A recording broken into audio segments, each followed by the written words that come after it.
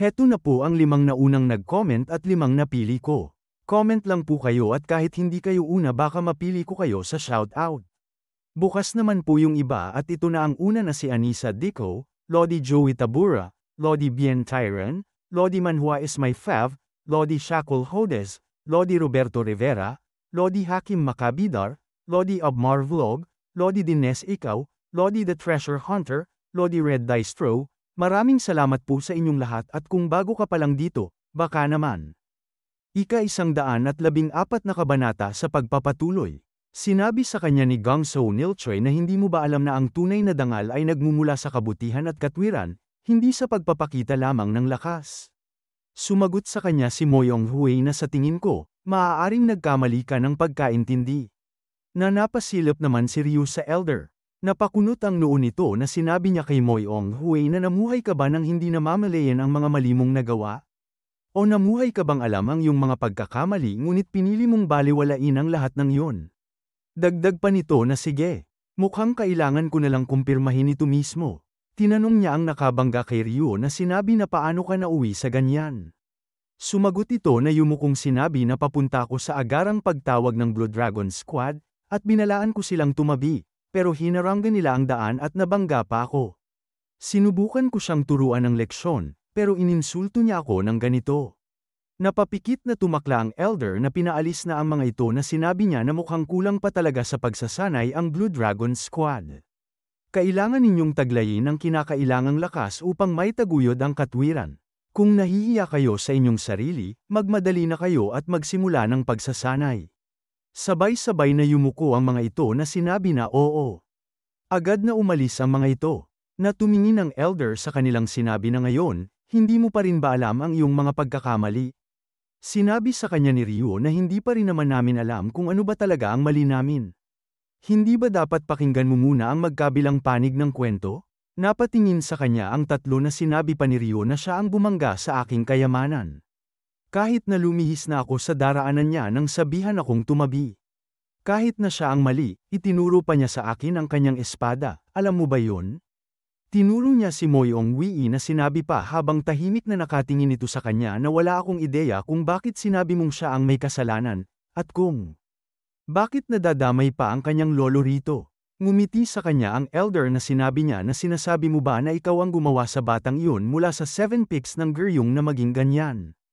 Ang 16 na pinakamahuhusay sa kasalukuyang mga opisyal ay mula sa 7 picks ng Geryong. Hindi ko iniisip na may iba pang baguhan na kayang insultuhan ang ganoong uri ng bata maliban na lang kung apo siya ni Jongchon. Sinabi sa kanya ni Ryu na itinuro ang dalawa na hindi ako ganun kasigurado tungkol dyan. Bukod sa akin, pwede ring si Rayang-Rayang o kaya si Tito ang gumawa niyan, alam mo ba? Hindi naman makapaniwala ang dalawa na sasabihin ni Ryu ito na napatingin sa kanya si Hyorong na may kakaibang reaksyon ng mukhang sinabi sa kanyang sarili na Ryu yun. Natutuwa ako na ipinagmamalaki ako ng pinakamatalik kong kaibigan, pero na may parehas din na reaksyon ng mukha si Tito Jiang na sinabi naman niya sa isip na ano bang nagawa ko sa'yo, pasaway ka. At bakit kaya ganyan umasta ang Sword Sovereign? Siguro nga, tama ang sabi-sabi na may koneksyon siya kay Sword Saint. Dagdag pa niya sa isip basta, ewan ko kung gagana to o hindi, pero subukan na lang natin. Isinuntok niya ang kanyang kamao sa palad na sinabi niya na parehong baguhan sina Biryu Yon at Moyong Wii. Kahit may talento sila, marami pa rin silang hindi alam tungkol sa Kangho dahil unang beses pa lang nila. Naway ipagkaloob ninyo ang inyong awa at patawarin sila. Dagdag pa ni Hyorong na totoo na si Ryu Yon lang ang lumaban pabalik. At si Moyong Wii ay walang kinalaman sa nangyari. Napataas ng ulo ang elder na sinabi sa kanila na ano? Napahawak ito sa kanyang balbas na sinabi pa na ganun pala, naiintindihan ko.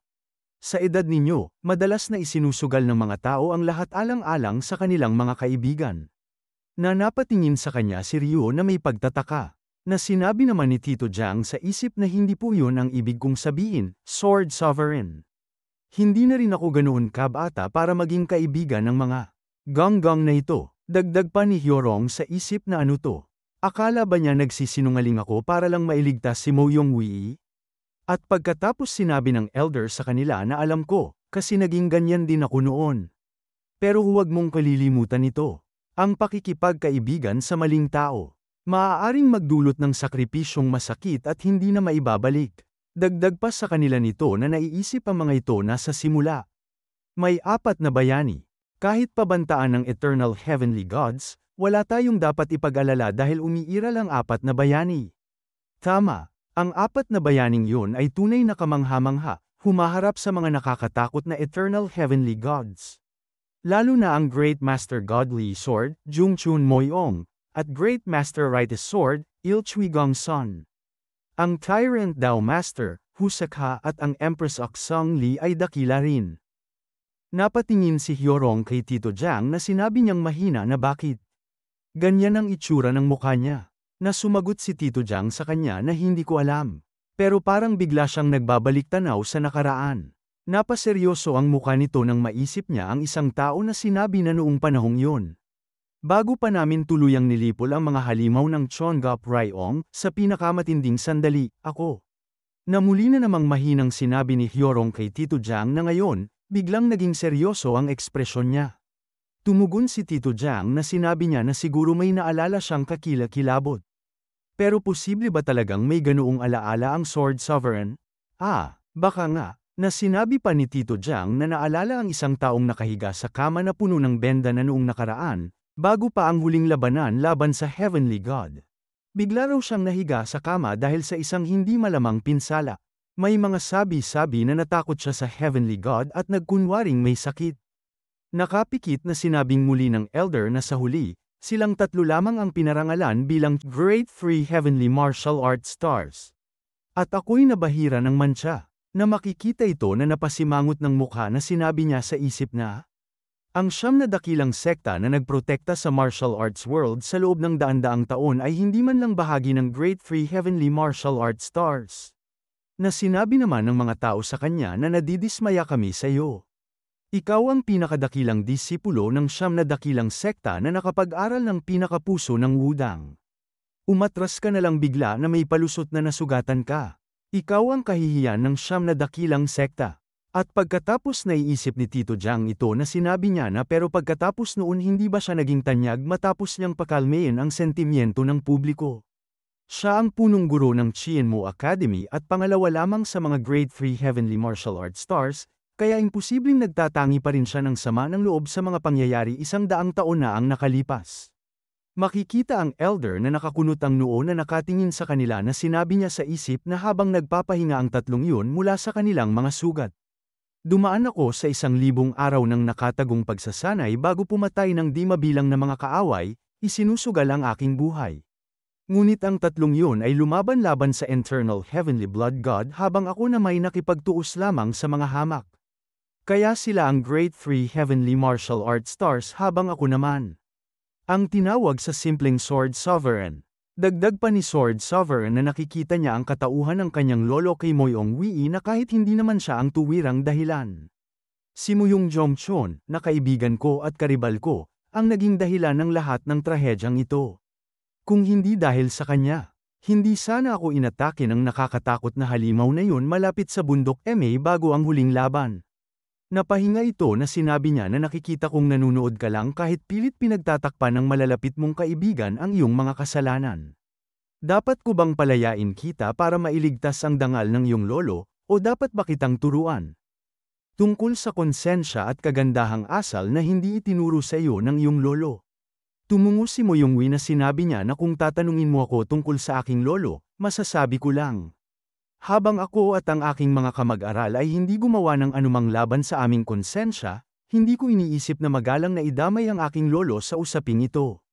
Nagpalabas ng enerhiya ang elder na sinabi sa kanya na walang galang. Nangangahas ka bang magsalita tungkol sa kagandahang asal sa matandang ito? Yumuko na sinabi ni Moyong Wei sa kanya na kung nakainsulto man ako sa iyo. Humihingi ako ng paumanhin. Gayunpaman, bago pa man siya naging lolo ko, siya ay isa ng walang kapantay na malakas at matalinong tao, kaya iniisip kong hindi tama na idamay siya rito. Sinabi sa kanya ng elder na sige, makikita natin kung tama ka o hindi. Ikaw, na nagtanggol kay Moyong Wei at nakatayo sa tabi niya, ano ang pangalan mo? Sumagot siya na hindi ko siya kailanman ipinagtakpan, at ang pangalan ko ay Biryu yon. Napataas ng ulo ang elder na sinabi niyang tumawa na kung gayon. Ayon sa sinabi mo, marahil ay taglay mo ang kakayahang hamakin kahit isa sa 7 picks ng Guryong. Tama ba, Biryuyom? Sinadya niyang gawing katatawanan ang pangalan ni Biryuyon. Napangiwi ng bibig si Ryo na sinabi niya na parang pangalan ko yata ang grabe mong ininsulto, ha? Ako si Ryu, yon, tandaan mo ha. Napahawak sa balbas ang matanda na sinabi niya na ganoon ba? Kung gayon, alinman sa inyo ay dapat sumubok na makarating sa final ng paligsahan ngayong taon at magwagi. Saka lamang maniniwala ang matandang ito sa sinasabi ninyo. Napatingin sila kay Ryo nang sabihin niya na kung ganon, babawiin mo ba ang lahat ng sinabi mo ngayon at hihingi ng paumanhin? Napatingin ito ng seryoso sa kanya na sinabi na ang mga sinabi ko ngayon. Bahagyang tumungo ito na tumingin sa kanya na sinabi pa na sige, ganun nga dapat. Pero kung hindi mo kayang patunayan ang sarili mo, lumuhad ka sa Chienmu Square at humingi ng paumanhin. Sa batang iyon kanina, at sa matandang ito para sa iyong kabastusan at kasinungalingan. Napasimangot naman silang napatingin sa matanda ng tahimik, na sinabi ni Tito Jiang sa kanyang isip na ito. Sobra na ang ginagawa niya. Wala naman akong natanggap na ulat na ang Sword Sovereign ay uulyanan na. Dagdag pa ni Hyorong na ngayon ko lang nalaman na ang Sword Sovereign ay isang mababaw at makitid na tao. Sinabi sa kanya ni Ryo na kailan pa naging sama-samang pananagutan nito. Tatanggapin namin ayon sa aming sariling kakayahan ang mga resulta na makukuha namin. Sinabi naman ni Moyong Wii na gagawin ko ito sa ilalim ng kanyang kondisyon. Napangiti ang elder na sinabi niya na ibig mong sabihin kahit matalo ka, hindi ka magdudulot ng problema sa kabilang tao. Kay gandang pagkakaibigan yan. Mahinang sinabi naman ni Tito Jiang na Sword Sovereign. Hindi naman talaga ganon ang kaso. Dagdag pa ni Hyorong na hindi ko alam ang tungkol kay Mo Yongwi, pero ang kaibigan kong si Ryu yon ay hindi ganong klaseng tao. Sinabing muli sa kanila ng elder na sige, sabik na akong makita ang paligsahan ngayong taon. Dagdag pa niya sa isip na iniisip ko lang kung ano ang magiging itsura ni Jongchon kung makita niyang nakaluhod sa sahig na lupa ang kanyang apo. Hindi. Mas interesado ang matandang ito kung magagawa pa rin ng dalawa na panatilihin ang kanilang kahangahangang pagkakaibigan kapag napagdesisyonan na kung sino ang panalo. Makikita ang silid na ito na may nagsasalita na kaya pala hindi ka dumating sa oras. Napabagsak ka ng kasama ni Moyong Wii? Sinabi ng babaeng ito na isang miyembro ng Blue Dragon Squad. Si Opisyal Hasein, isa sa 7 picks ng Guryong, ay natalo sa kamay ng mga baguhan. Napatungo ng bahagya ang babaeng sumagot na tama yun.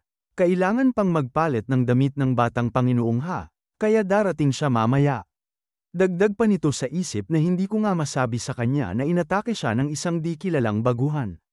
Mas mabuti nang sabihin na gawa yon ni Mo Yongwi. Napahawak naman sa ulo ang isa na sinabi nito na lubos kaming napapahiya.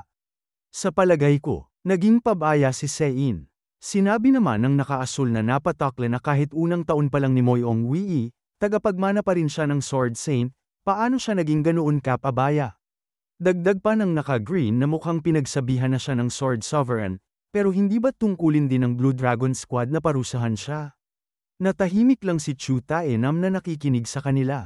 At pagkatapos tumingin ito sa kanya na sinabi na oo nga pala.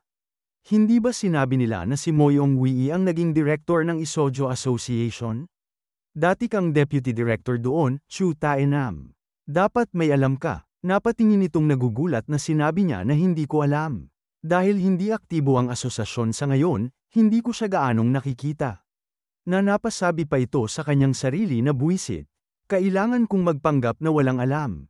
Lintik. Dagdag pa ng nakaasul sa kanya na talaga? Pero sa totoo lang, hindi ba lumala ang mga sugat mo habang nagsasanay?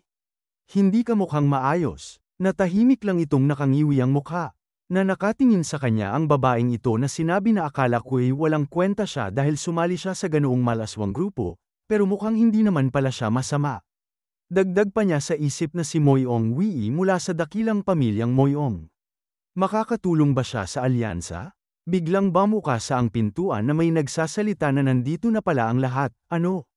Masayang bumati ang mga ito na squad leader. Nakatingin ito sa kanyang gilid na sinabi pa sa isip na narito na rin siya sa wakas. Ang pinuno ng Blue Dragon Squad. At ang pinuno ng Gujeong Association. Sinabi ng leader sa kanila na naglabas ako ng pang-emergency na pagtitipon sa inyo ngayon upang pag-usapan ang nalalapit na paligsahan.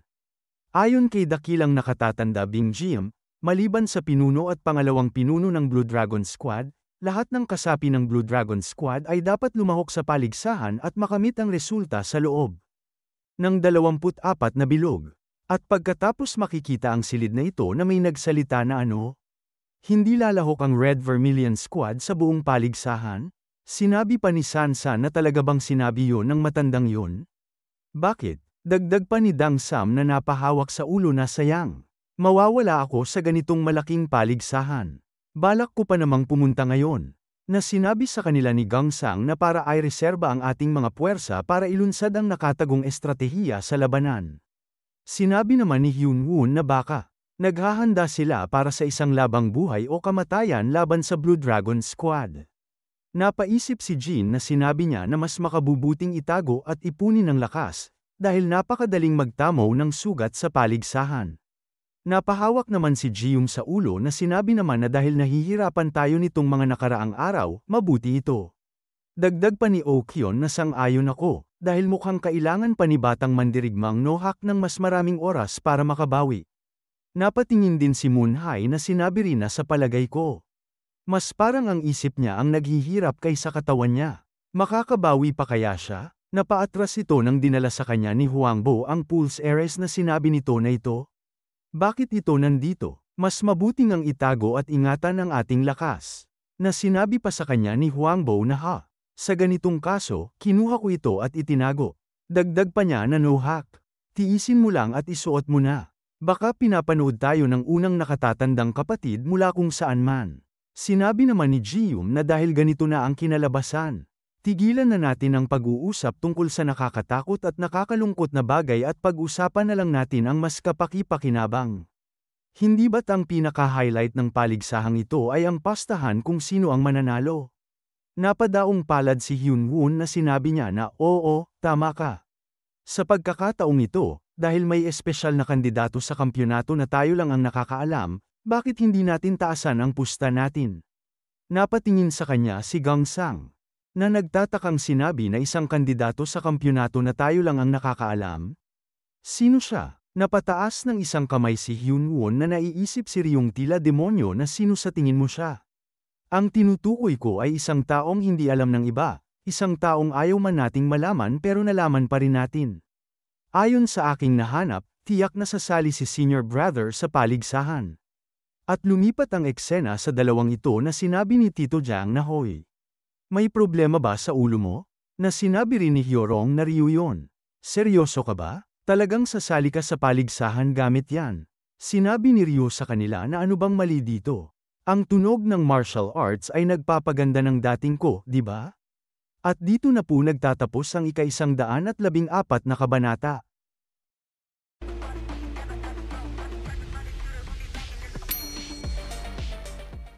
Ika-115 kabanata. Sa pagpapatuloy, dagdag pa sa kanila ni Ryo na hindi naman palaging kailangang gumagamit ng kamay, paa, o kahit anong armas para makapagsagawa ng martial arts, di ba? Kaya nga kayong dalawa ay nag-enroll din sa Sound Martial Arts class, hindi ba? Sinabi pa niya sa mga ito na naiisip na tumutagtag ang dalawa na syempre, mas astig tingnan kapag mas malaki ang instrumento. Kahit na mas maliit ng kaunti ang flaute nyo at ang pipa kaysa sa akin. Napasabi naman si Tito Jiang na naiisip niya ito na nakinig ka ba talaga ng maayos sa Sound Martial Arts classes. Para tumaas ang lakas at paggamit ng martial arts, dapat madaling dalhin at kontrolin ang instrumento para makontrol din ang direksyon ng mga tunog na inilalabas. Hindi mo ba alam yun? Mas mahusay ang maliit kong flaute pagdating sa paggamit nito para sa martial arts. Sinabi naman ni Hyorong sa kanya na naiisip din ito na ang susi ay kung madali bang ayusin ang lakas at tono ng tunog habang kaunti lang ang galaw ng katawan. Sa isang banda, totoo na ang makrigam mo ay kahanga-hanga at maganda. Pero sa tingin ko, mas angkop sa martial arts ang pipa ko. Dagdag pa sa kanya ni Tito Jiang na bukod pa dyan, yang makrigam mo. Hindi ba ito gumagawa ng kung ano-anong kakaibang langit-ngit na nakakaabala? At hindi ko pa rin malimutan ang nangyari sa klase. At naalala niya ang nangyari na isang boses ang nagsasalita na iniisip na gumamit ka ng napakanipis at halos malinaw na pilak na sinulid bilang mga kwerdas. Isa itong instrumento na may kakaibang dating. Na makikita ang guro na namamahala sa klase, Heavenly Chime, Las Honglan. Na sinabi nito sa kanya na kung ayos lang sa'yo, maaari ko bang subukan tugtugin ang instrumentong may kwerdas mo? Tumugon si Ryu sa kanya na hindi pwede. Hindi ako matututo ng musika kung mapuputol ang mga daliri mo. Nagulat ang kanyang guro na sinabi sa kanya na kanina lang. Ang ibig mo bang sabihin ay puputulin mo ang mga daliri ko kapag hinawakan ko ang instrumento mo? Sumagot sa kanya si Ryu na hindi. Kumakain talaga ng mga daliri ng tao ang instrumentong ito kung hahawakan mo. Sinabi pa niya sa kanya na ayos lang naman. Pero halos naputol ang daliri ko noon nung bata pa ako. May isa pang tao na nagpumilit hawakan ito kahit binalaan ko, at muntik ding mawala ng daliri. Sinabi pa niya sa guro na kung hindi mo pa rin ako pinaniniwalaan, hindi na kita pipigilan pero wala na akong pananagutan. Napatikhim ang kanyang guro na sinabi na susubukan ko at titingnan kung totoo nga o hindi. Napatingin ang mga ito sa kanya na sinabi pa ni Ryo na kung ganon. Hindi na kita mapipigilan, pero pakiusap, hawakan mo lang ito ng dahan-dahan. Na napakabanayad lang. Lumapit ang guro sa instrumento niya at tahimik na dahan-dahan niyang hinawakan ito. At pagkahawak niya agad na nasugatan ang daliri nito na agad na ikinasigaw ng sakit. Agad na nilagyan niya ito ng tela na sinabi niya kay Ryo na bakit ang talam ng kwerdas. Gaano man kahalaga ang instrumento mo, kung hindi mo naman ito matugtog, wala rin itong silbi. Tumugon sa kanya si Ryo na sinabi na medyo masakit sa daliri. Pero kaya ko pa rin tumugtog. Nagsimulang tugtugin ito ni Ryo, na napatingin sa kanya ang mga ito na may mga hindi makapaniwalang mukha. At pagkatapos niyang hilahin ang mga kwerdas nito, lumabas ang mga himig sa hangin. Isang napakagandang tunog ang lumabas mula dito na makikita ang mukha ni Tito Jiang na blanko. Na ang guro naman ay mamula-mula ang mukha na hindi makapaniwalang sinabi sa isip na paano nangyari ito. Tinutugtog niya talaga, malinaw at napakaganda pa ng tunog, parang isang dalisay na himig na ang pakiramdam ay parang mga sisiw na nagpipiknik sa tagsibol matapos kumagit ng forsythia. Natila namangha naman si Hyorong na nakatingin lang. Balik sa kanila na sinabi ni Ryo kay Tito Jiang na pero naaalala ko na lahat ay humahanga sa tunog na ginagawa nito. At hindi ko naman naputol ang mga daliri ko, kaya ano ba ang problema? Tumugon sa kanya ito na sinabi na tingnan mo. Ang sinasabi ko lang ay parang mas mahusay ka sa panloob na pagpapagaling kaysa sa mga panlabas na bagay. Kahit gamitin mo ang mga kakayahan mo para tugtugin ang matatalim mong kwerdas, paano mo magagamit ang ganitong mga himig para sa martial arts? Nagkatinginan ang dalawang ito na sinabi ni Hyorong na Jianghang, kaysa doon, hindi ba't may nakamamatay na kapintasan sa nakapirming posisyon kapag tinutugtog niya ang instrumento niya? Tumugon ito na tama, malaking problema rin yon. Hindi rin siya makakatakbo habang tumutugtog. Na naiisip niya ito na sinabi pa niya na kahit na may mga espada na lumilipad mula sa lahat ng direksyon, kaya pa rin nating gumalaw at tumugtog kapag nasanay na tayo. Sinabi pa sa kanya ni Tito Jiang na pero paano kung may kutsilyong lilipad papunta sa'yo habang nakaupo ka at ginagawa mo ang sarili mong ginagawa? Hindi namin sinasabi na hindi pwedeng magamit yan sa labanan. Pero 2 buwan ka lang nag-aaral ng musika. Dagdag pa sa kanya ni Hyorong na Ryo yon. Iginagalang ko ang desisyon mong tugtugin ang instrumentong iyan pero may isa pa akong sasabihin sa'yo. Naiisip niya ang mangyayari sa kanya kung sakaling matalo siya na sinabi ni Hyorong na kung matalo ka. Alam mo na kung ano ang mangyayari, di ba? Luluhod ka. Na habang lumuluhod si Ryo sinasabi ni na patawad po. Na sinabi sa kanya ng elder na grabe ang kumpiyansa para sa isang walang silbing hampas lupa na gaya mo. Dagdag pa ng isa sa kanya na ibaba mo pa ng mas mababa ang ulo mo.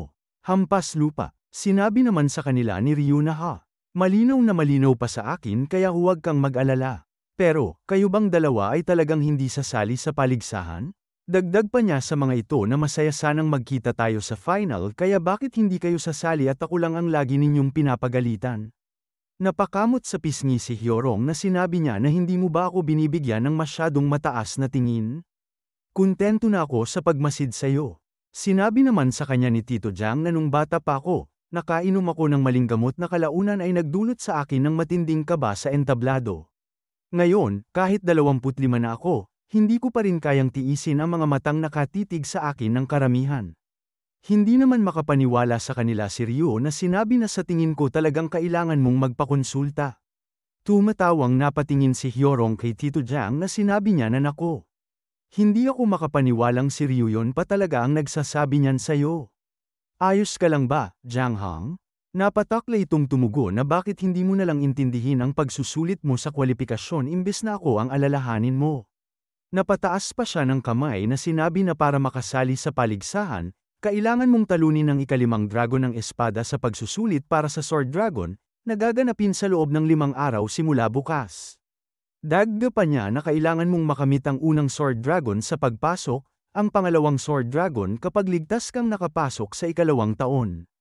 Sa ganitong paraan, maaari mong maabot ang ika-4 na Sword Dragon kung makakaligtas ka hanggang sa ika-4 na taon. At sa huli, ang ika-5 Sword Dragon lamang ang ranggo na maaari mong makuha sa pamamagitan ng pagpasa sa pagsusulit ng kwalifikasyon. Na makikita ang anino ng Jujak team na sinabi pa ni Tito Jiang na ang ika-6 na Sword Dragon ay ang ranggo na ibinibigay sa mga sugo at ang ika-7 na Sword Dragon ay ang ranggo na ibinibigay sa Guryong 7 Peaks. Na sinabi pa sa kanya ni Hyorong na para makakuha ng ranggo, kailangan mong talunin ang 2 tao sa antas na iyon sa isang pormal na labanan sa labas o makipaglaban ng tabla hanggang 300 segundo. Kaya kailangan mong haminin ang 2 senior sa ika-5 Sword Dragon sa laban. Napatungo si Tito Jiang na sinabi pa niya na tama yan. Maraming mahuhusay na tao sa gusali ng paaralan kaya malamang na may humigit kumulang 500 ika-5 Sword Dragon dito, kaya hindi magiging mahirap pumili ng 2 sa kanila para sa laban sa loob ng 5 araw. Napatingin siya kay Ryo na sinabi pa niya na kung makatanggap ka ng hamon para sa isang Sword Dragon rank, kailangan mong tanggapin ang hamon kung walang sapat na dahilan tulad ng pinsala o pagkakasakit. Kaya, tapusin mo agad ang isang laban at ipagpaliban ang isa pa hanggat maaari. Kung maaari, sa huling araw, o sa gabi bago yun. Na sinabi naman sa kanya ni Ryo na bakit? Hindi ba mas mabuti kung mas mabilis akong umakyat sa ranggo? Sinabing muli sa kanya ni Tito Jiang na anong ibig mong sabihin na bakit? Kasi hindi ka na pwedeng tumanggi sa isang hamon kapag nakakuha ka na ng kahit anong ranggo ng Sword Dragon. Bukod pa doon, para mapahusay ang sarili nilang kakayahan, hahamunin din ng ibang kalahok ang sinumang may ranggo na mas mataas sa kanila habang nasa panahon ng qualification test.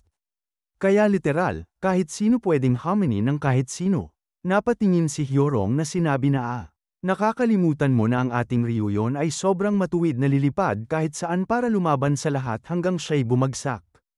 At ang tinutukoy ko ay yaong mga nasa ika-5 ranggo ng Sword Dragon. Napahinga ng malalim si Tito Jiang na sinabi pa niya na tama. Sigurado akong sunod-sunod silang lalapit sa kanya hanggang sa masaktan siya ng malubha. Napahawak sa baba si Ryo na napapaisip na sinabi na ganoon pala yun. Pero magandang balita yan para sa akin. Makikita ang silid na ito na may nagsasalita na kapag sinasabi mong ika-6 na Sword Dragon, ang tinutukoy mo ba ay ang mga sugo? Na sinabi pa ni Gangsang na yun ba? Susubukan mo bang makamit ang ika-6 na Sword Dragon? Sinabi pa ni Jin na ang taong yun ay tiyak na ika-5 Sword Dragon. Nagtatanong lang ako, bakit mo pa hahanapin ang ika-6 na Sword Dragon? Tumugon si Ryo na astig na rin ang ranggo na yun para maabot. Kayo rin mga ika-6 na Sword Dragon, kaya kung tatalunin ko ang isang ika-5 Sword Dragon, parang pangkaraniwan lang at nakakahiya, di ba? Kung ayaw ninyong magrekomenda ng sino man, kahit sino sa inyo ay pwede na lang lumaban sa akin.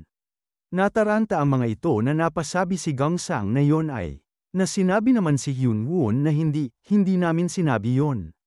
Kung tatanggalin kami at tatanggalin din ang Guryong 7 Peaks, bibigyan kita ng listahan para makapili ka. Napangiti si Ryo na sinabi niya na sige. Pero sa kabilang banda, iiwan ko muna sa inyo ang unang pagpili. Ako na lang ang bahala sa mga matitirang malas na kalaban. Nagpaunahan ang 2 sa harapan ni Ryo na sinabi ni Nohak na gusto mo bang isulat ko na ang mga pangalan ng tao para sa listahan? Na sinabi naman ni Dang Sam na tumingin kay Nohak na anong ibig mong sabihin, tanga. Kung aalisin mo ang Guryong 7 Peaks mula sa White Tiger Squad, 12 na lang ang matitira. Isulat na lang natin sila. Napasabi naman si Moonhye na para bang mas matalino ka? Kailangan nating siguraduhin na maalis muna ang ilan sa mga nakakainis na punyeta kaya ayusin natin ang listahan.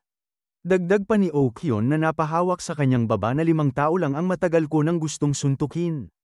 Kaya medyo madaling pagpipilian para sa akin. Na sinabi naman ni Gang Sang sa kanila na Diyos ko, magpakalma muna tayong lahat. Dagdag pa niya na huwag ninyong gawing katuparan lang ng pansariling pagnanasa. Ang bagay na ito, tayo ang mga dakilang nag-iisip sa likod ng kagalang-galang na White Peach. Sinabi pa ni Jean na tama.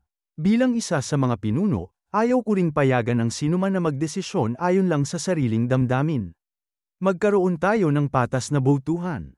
Na sinabing muli ni Gangsa ng na ano? Talagang sinabi mo yun? Na masayang sinabi naman ni Sansan na sang-ayon ako. Lubos akong sang-ayon. Sinabi rin ni Jium na kung maaari, isulat ninyo ang impormasyon ng bawat tao at ang dahilan kung bakit sila dapat mapasama sa listahan.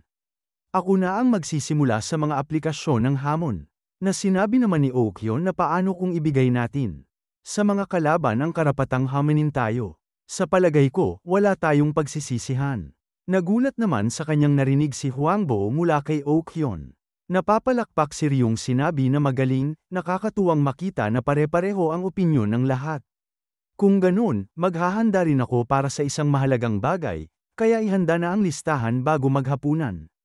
At pagkatapos makikitang buwan sa langit na isang boses ang mapapakinggan na sinasabi na ano? Anong kalokohan ng lahat ng ito? Tumugon si Moyong Wii na mga liham ito na humihiling na makapag-apply para sa mga hamon at ilan pang ibang liham. Na itinuro ni Ryo ang mga kahon na sinabi niya na sa tingin ko, mas mukhang interesante ang ibang mga liham na nasa gilid na ito, kaya bakit mo itinabi ang mga iyon nang hindi man lang binubuksan? Sa palagay ko, may ilang bagay na medyo maganda sa mga magagandang kahon. Sinabi sa kanya ni Moyong Wii na wala akong interes. At yung mga medyo ligtas, ako mismo ang tumanggap para buksan, pero yung galing sa pribadong silid pagtanggap ay halo-halo kaya delikado. Dagdag pa niyang nakapikit na sa loob ng mga sobra at kahon. May mga gamot na pampaibig, konsentradong insenso, iba't ibang nakalalasong insekto, at iba pa. Bukod pa roon, maaaring may iba pang mga bagay na makakapinsala o makakahawa sa kalusugang pangkaisipan. Sinabi naman ni Ryo na kung ganun, paano mo malalaman kung hindi delikado ang mga nasa kamay mo? Hindi ba mas mabuti kung hindi mo nalang bubuksan? Tumugon si Moyong Wii sa kanya na lahat ito galing sa mga nakatatandang lalaki na personal kong tinanggap, at ang ilan ay maaaring ligtas dahil nakasulat ang kanilang mga pangalan at palayaw sa mga sobra. Biglang napatingin siya sa isang bagay, na mabilis na kumilos na sinabi niya kay Ryo na mabilis kang umalis. Na pinagtatakahan naman niya, isang sobra pala ang nagbuga ng itim na tinta ang nabuksan. At pagkatapos humingi ng paumanhin si Moyong Wii na sinabi niya na nagpasya lang ako base sa mga pangalan.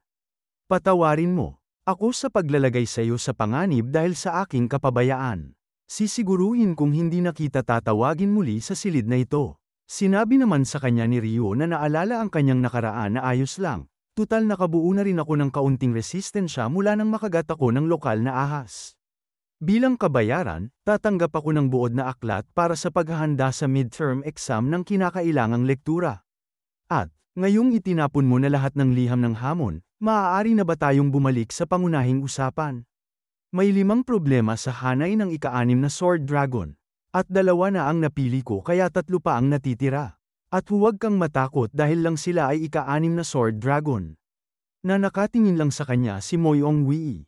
Napatayo siya na sinabi na bakit naman ako matatakot. Dagdag pa niya na nagpapasalamat ako sa tulong mo. At pagkatapos makikita ang silid na ito na may nagsasalita na napakadetalye ng estratehiya at plano na yan, katulad mo. Ayos lang naman ang lahat pero, kailangan ba talaga nating gawin ito laban sa 7 God Sword sa pagsusulit ng kwalipikasyon?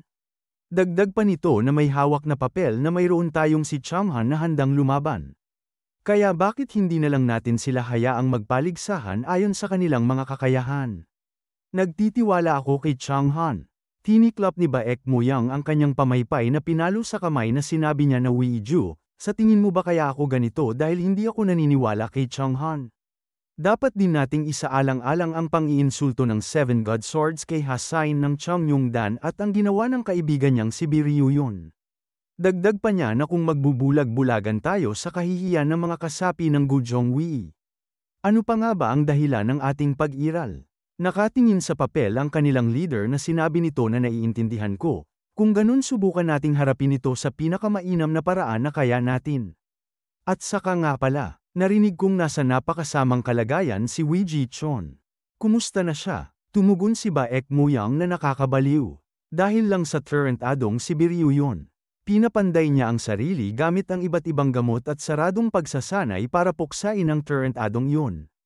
Dagdag pa nito na malapit na nating makita na matutupad ang hiling niya. At dito na po nagtatapos ang 15 kabanata.